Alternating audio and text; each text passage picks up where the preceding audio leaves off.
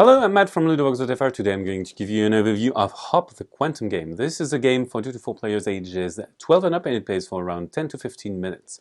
So in this game you are in a lab and you have electrodes which are basically the home of your electrons, and you try to move on different sites which have high spins and low spins, and you try to reach other people's electrodes, which enables you to win the game. This is a 3-player setup. You have a different setup for 2 players and another for 4 players in which you play as teams. So now how do you play? Well, you have 5 different movements that are possible to do on your turn. However, one of your opponents is going to block out a move that you will not be able to take. How does that play?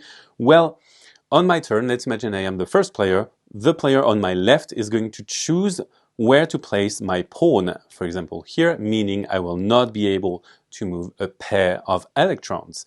So now I will take 2 movements out of those. For example, I will hop, and hop meaning I will make a movement to an adjacent space.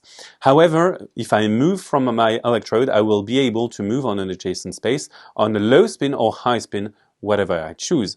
However, if I decide to move that electron again through a hop, I have to conserve, to keep the same spin. I can't change spins. And I have to enter a spin and a space that is free. So now I have taken my 2 actions, 2 hops. This is the end of my turn. We move to the next player's turn, which is pink. And I will decide what to block from pink. I don't want her to hop, but she can move pairs. So she will do that, and she will do that again.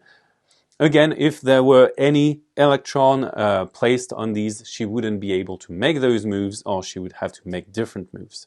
We move on to the next player, which is yellow. So pink is going to choose a spot to block from them.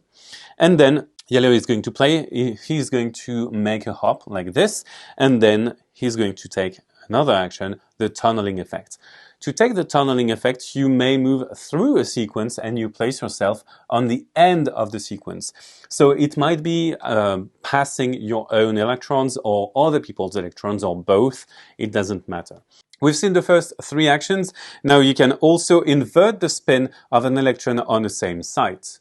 So now there is only one move I didn't show you, and this is the Newton's cradle move. So let's imagine we were in such a situation.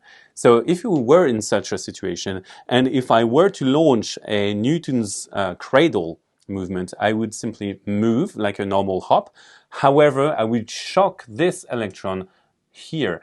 Obviously, I have to be able to do that move, and you may notice that I have to originate the move, but I don't necessarily only affect my electrons. And I can't make a move if it makes electrons move away from the board. They can't leave the board.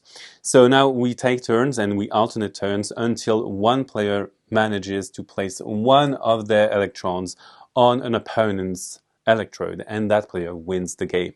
That was the basic game mode of Hop. Now there are 2 more game modes. You have the Masters game mode, in which you're going to play with the Hamiltonian cycle.